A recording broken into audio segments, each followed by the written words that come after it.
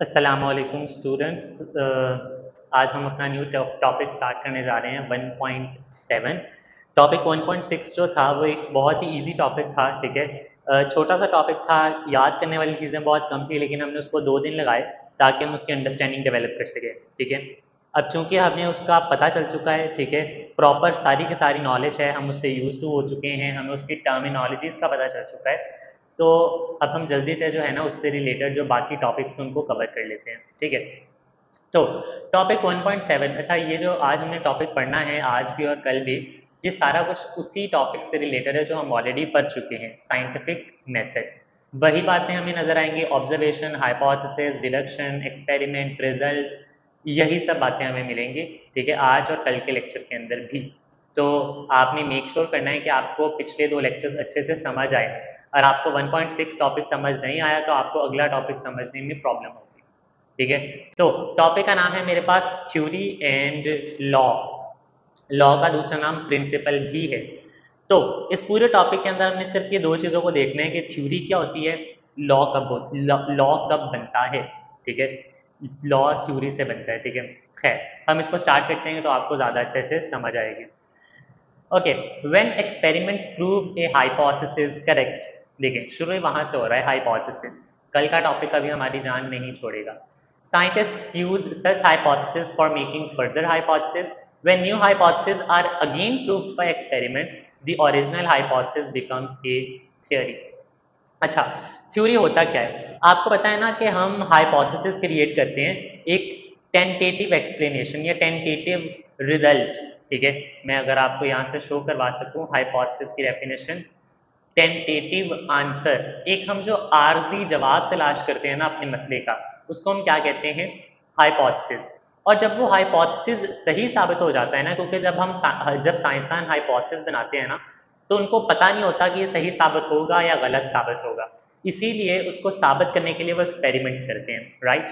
अब अगर तो हाइपोथेसिस सही साबित हो गया तो पता है हम क्या करते हैं, हम उसी हाइपोथेसिस को लेते हैं जो सही साबित हुआ है, और उसकी मदद से उसी जैसे कुछ और हाइपोथेसिस भी क्रिएट करते हैं, सही है।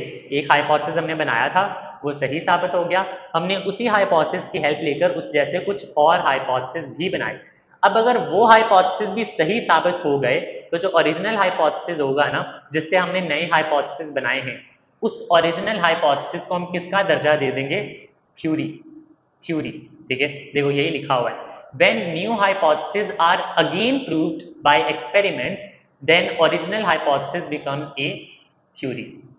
तो थ्योरी की डेफिनेशन क्या हुई, क्विक सा रिकैप करते हैं कि अगर हमने एक हाइपोथेसिस बनाया और वो सही साबित हो गया, तो साइंटिस्ट्स उस हाइपोथेसिस की मदद से नए हाइपोथेसिस क्रिएट करते हैं। Scientists use such hypothesis for making further hypothesis. Further hypothesis कह लो या न्यू हाइपोथेसिस कह लो, ठीक है। फर्दर का वर्ड इसलिए यूज किया गया है कि उसी हाइपोथेसिस की मदद लेकर उसी से फर्दर हाइपोथेसिस हमने क्रिएट करने हैं। तो when new hypotheses are again proved by experiments, the original hypothesis becomes a theory. A theory is supported by extensive evidence and is repeatedly validated by multiple researchers. अब जो एक theory होती है ना, वो ऐसे ही साबित नहीं हो जाती कि हम किसी भी हाइपोथेसिस को थ्योरी का दर्जा दे रहे हैं, नहीं। हाइपोथेसिस से थ्योरी तक का जो सफर है वो बहुत ज्यादा एक्सटेंसिव है। ये जो वर्ड एक्सटेंसिव है इसका मतलब होता है लॉन्ग, ठीक है। अगर हमें किसी इंसान को परखना है कि वो किसी काम के लिए किसी काम के काबिल है या नहीं है, तो हम उसको बहुत सारे टेस्ट से गुजारते हैं, ठीक है। हम उसको डिफरेंट तरह से जज करते हैं, टेस्ट करते हैं कि क्या क्या ये इंसान इस काम के काबिल है या नहीं है, ठीक है। जिस तरह से हमारे सोल्जर्स हैं, ठीक है, पाकिस्तानी फौज के, आर्मी के जो सोल्जर्स हैं, उनकी ट्रेनिंग बहुत टफ की जाती है, ठीक है। उस चीज़ को परखा जाता है कि क्या ये इस काबिल हैं या नहीं है। तो इसी तरह से अगर एक हाइपोथेसिस को देखना हो कि ये थ्योरी बनने के लायक है या नहीं है, तो उसको बहुत ज़्यादा एक्सटेंसिव एविडेंस के साथ सपोर्ट किया जाता है। एक्सटेंसिव एविडेंस, एविडेंस का मतलब होता है सबूत, और एक्सटेंसिव मतलब बहुत ज़्यादा सबूत। And is repeatedly validated bye multiple researchers. और रिपीटेडली वैलिडेटेड मतलब एक रिसर्चर ने अगर कह दिया कि ये सही है, तो अगले ने भी कह दिया कि हाँ ये सही है, मतलब रिपीटेडली वैलिडेटेड। वैलिडेट करना होता है सही साबित होना, वैलिडेशन। वैलिड का मतलब क्या होता है, करेक्ट, बाय मल्टीपल रिसर्चर्स। ऐसा नहीं है कि भाई एक ही रिसर्चर ने कहा, उसने उस पर रिसर्च की और कहा कि ये सही है। तो थ्योरी बन गई। नहीं, एक कहेगा फिर अगला करेगा फिर अगला फिर अगला फिर अगला। बहुत सारे रिसर्चर्स जब कहेंगे ना कि भाई हाँ ये वाला जो हाइपोथेसिस है इसको हमने टेस्ट कर लिया है, इससे इसके हमने सबूत इकट्ठे कर लिए हैं, ये बिल्कुल सही है, अगर बहुत सारे रिसर्चर्स मिलकर ये गवाही दे दें तब वो हाइपोथेसिस किसके अंदर कन्वर्ट हो जाता है, थ्योरी के अंदर। तो थ्योरी की डेफिनेशन हमारे पास कितनी होगी, यहाँ से शुरू से लेकर यहाँ तक, बाय मल्टीपल रिसर्चर्स, ठीक है। 4 लाइन की डेफिनेशन है थ्योरी की। डन है। मैं इसको आप लोगों के लिए हाईलाइट कर दूं क्या, यहाँ से यहाँ तक, इसकी एग्जाम्पल करने की जरूरत नहीं है। ओके, थ्योरी फॉर एग्जाम्पल मैं पढ़ा देता हूँ वैसे। For example the theory of evolution explains how species change over through natural selection, ठीक है।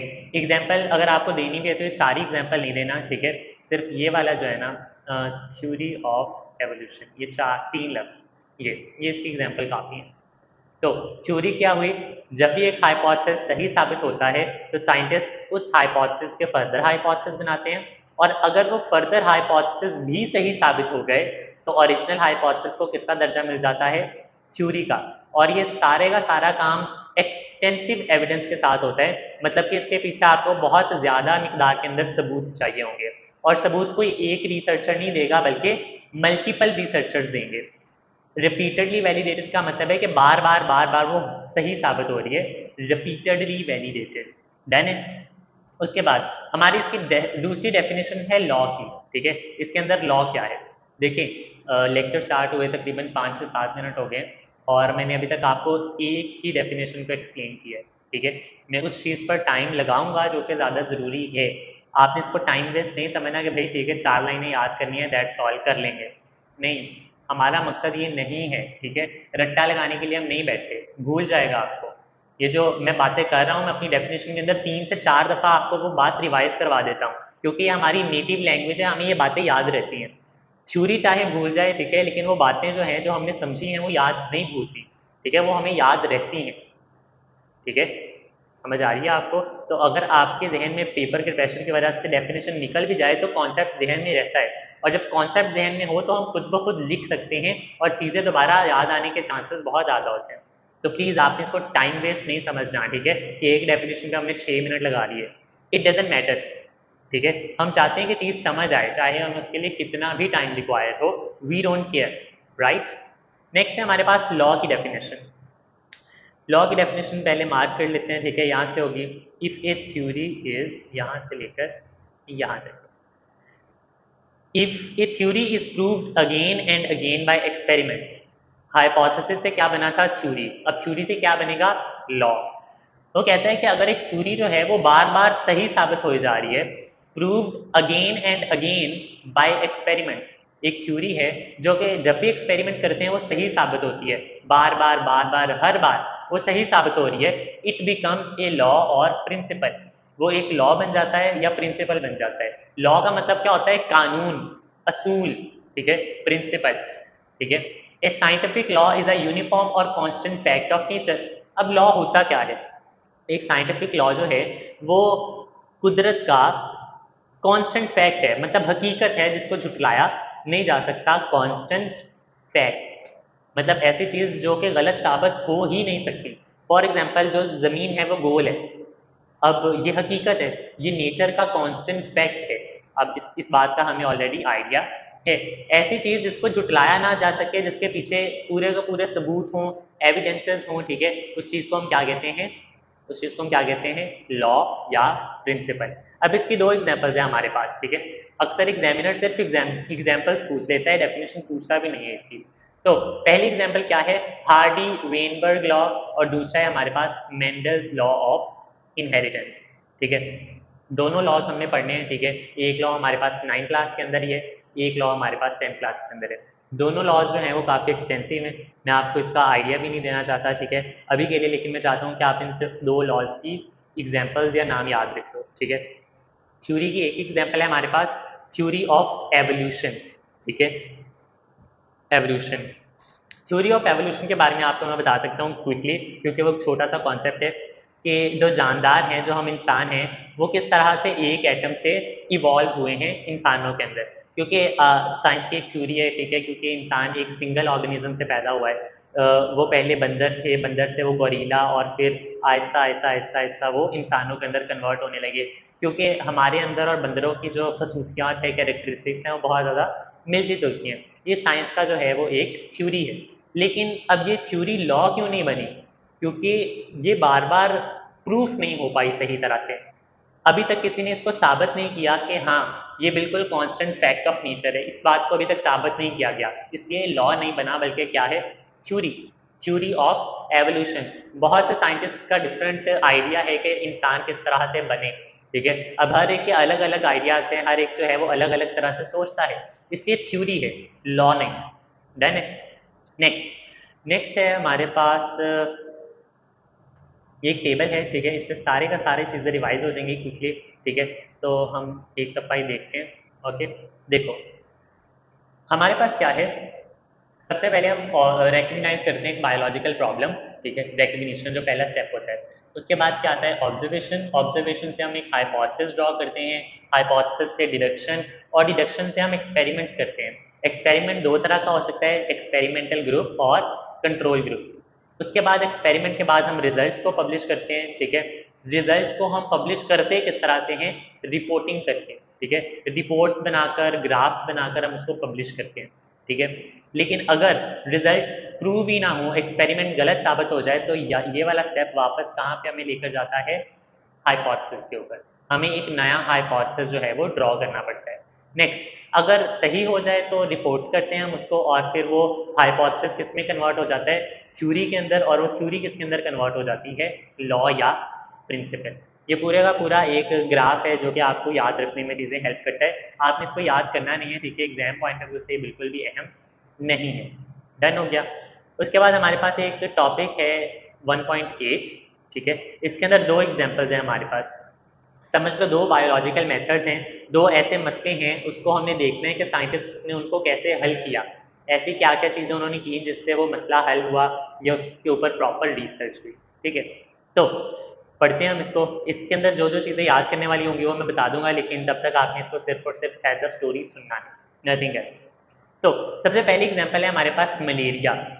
देखिए मलेरिया एक ऐसी बीमारी है जो कि 19वीं सदी के अंदर, let me check, let me confirm, yes, malaria जो है वो इंसानी तारीख की वाहिद बीमारी है जिसने सबसे ज़्यादा इंसानों को हलाक किया है।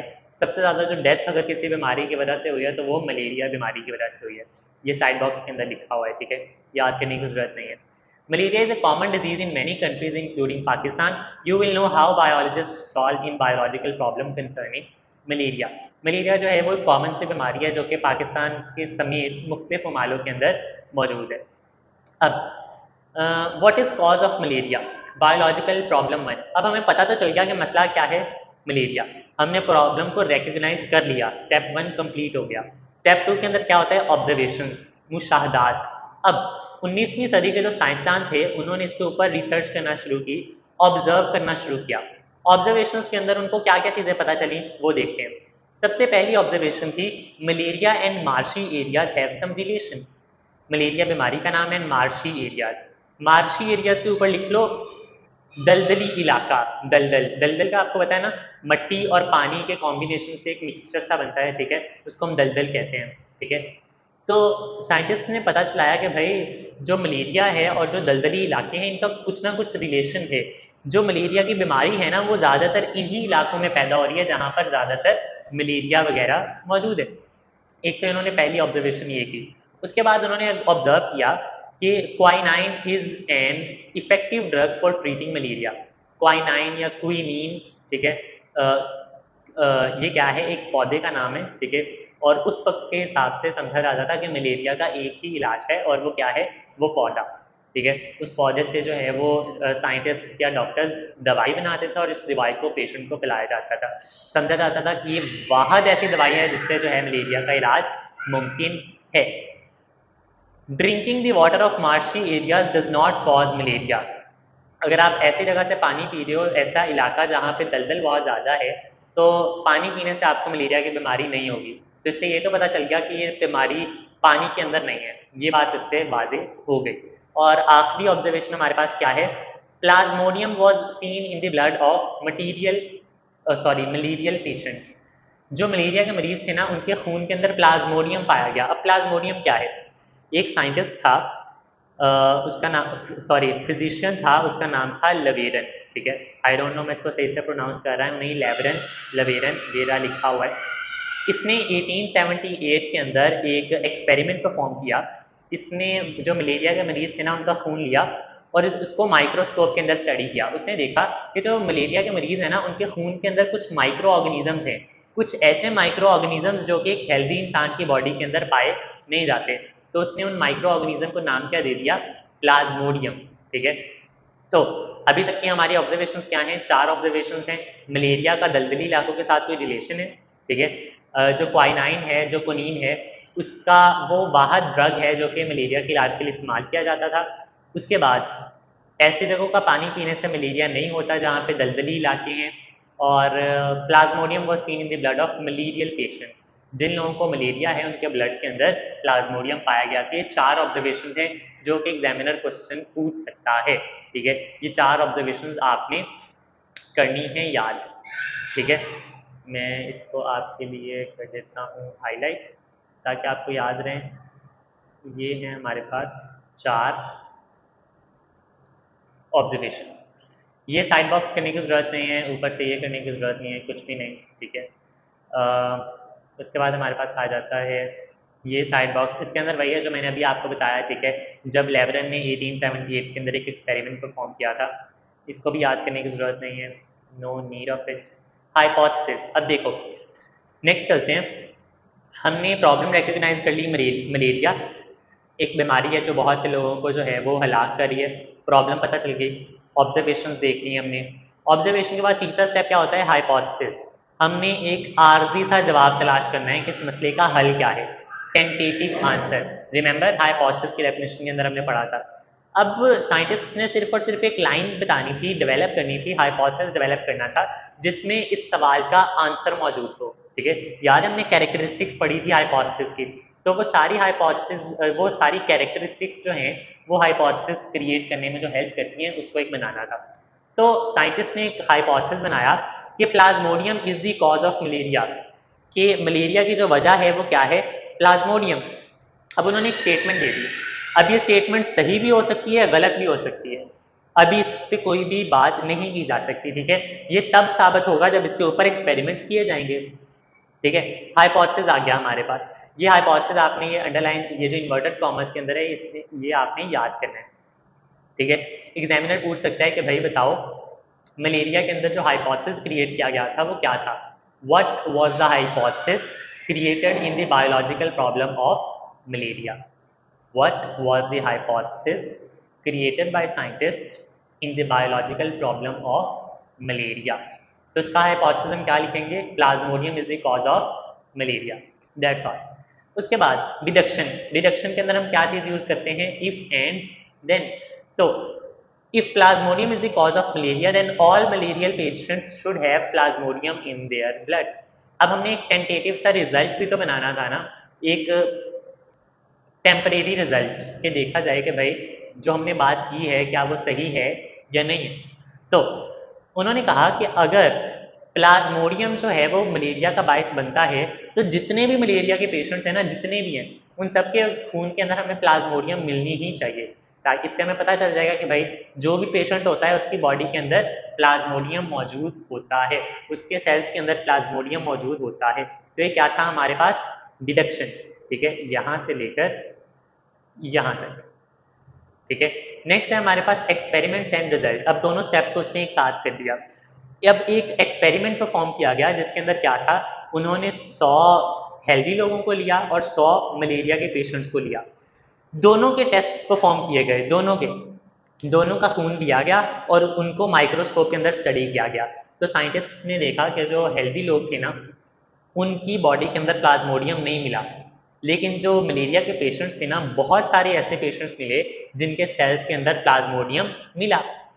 तो इस एक्सपेरिमेंट से ये बात साबित हो गई कि भाई जितने भी मलेरिया के पेशेंट्स हैं उनकी वजह क्या है? प्लाज्मोडियम। इस एक्सपेरिमेंट से वो जो हाइपोथेसिस था वो बिल्कुल सही साबित हो गया, ठीक है। इसके अंदर से याद करने वाला कुछ भी नहीं है, ठीक है। देखो most of the patients most of the malarial patients had Plasmodium in their blood. वही बात कि बहुत सारे जो मलेरिया के पेशेंट्स थे उनके ब्लड में हमें क्या मिला, प्लाज्मोडियम। तो इस बात से ये साबित हो गया कि Plasmodium is the cause of malaria. MCQ के अंदर आ सकता है, ठीक है, dash is the cause of malaria, तो इसका आंसर क्या होगा, प्लाज्मोडियम। ठीक है, इसको अंडरलाइन कर लो for the sake of MCQ. Okay, MCQ. या वो इसको उल्ट करके भी पूछ सकता है कि भाई बताओ कि malaria, Plasmodium is the cause of dash, कि प्लाज्मोडियम किस बीमारी की वजह बनता है, तो उसका आंसर क्या होगा, मलेरिया। तो ये जो स्टेटमेंट है ये आपको पता होनी चाहिए। इस पूरी बायोलॉजिकल प्रॉब्लम को हमने देख लिया, इसके अंदर जो जो स्टेप्स इन्वॉल्व थे हमने वो भी देख लिए। ठीक है, इससे हमें पता चलता है कि जो साइंटिफिक मेथड है, बायोलॉजिकल मेथड है, ये रियल लाइफ के अंदर यूज़ किस तरह से होता है। ठीक है, मसला पता चल गया, ऑब्जर्व किया, हाइपोथेसिस क्रिएट किया, डिडक्शन बनाया और फिर एक्सपेरिमेंट्स किए, और जो एक्सपेरिमेंट्स आएंगे उसका जो नतीजा निकलेगा हमने उसको पब्लिश करना है, रिपोर्ट करना है, ठीक है, बताना है दूसरे लोगों को भी। ठीक है, आज का लेक्चर हम यहाँ पे ख़त्म करते हैं। ठीक है, एक और बायोलॉजिकल प्रॉब्लम है, ठीक है, उसके अंदर भी हम इसको इसी स्टेप्स के अंदर देखेंगे, प्रॉब्लम, ऑब्जर्वेशन, हाइपोथेसिस, इसी तरह से। कल के ऊपर रखते हैं इस टॉपिक को। ठीक है, कल होपफुली हमारा ये जो चैप्टर है वो ख़त्म हो जाएगा। Let me just check, yes I yes, कल हम इस अपने चैप्टर को वाइंड अप कर देंगे। ठीक है, अगर हमारे पास टाइम हुआ तो एमसीक्यूज भी साथ में ही देख लेंगे। डन है, thank you so much students. इस पूरे टॉपिक को जो है आपने इसको रिव्यू करना है। डन है, और बहुत चंद ऐसे क्वेश्चंस हैं जो मैंने आपको याद करने का कहा है, आपने उनको याद करना है। ठीक है, समझ के याद करना है। कोई भी ऐसा पॉइंट जो मुझसे मिस हो गया है, कोई भी ऐसा लफ्ज़ जो मैं एक्सप्लेन नहीं कर सका, so do let me know in comments. ठीक है, और मुझे लाजमी रिव्यू दीजिएगा कि आप जो है वो इन्जॉय कर रहे हो या नहीं बायोलॉजी को। It's not just about cramming, it's about understanding. ठीक है, हो सकता है टॉपिक थोड़ा सा बोरिंग हो रहा हो, लेकिन आपने जो है इसके साथ अटैच रहना है। ठीक है, थोड़ी सी एफर्ट दिखानी है, थोड़ा सा इंटरेस्ट लेना है बायोलॉजी के अंदर, तो ये इतनी भी ज़्यादा बोरिंग नहीं है, बल्कि बिल्कुल भी बोरिंग नहीं है। डन है, थैंक यू सो मच, अल्लाह हाफिज़।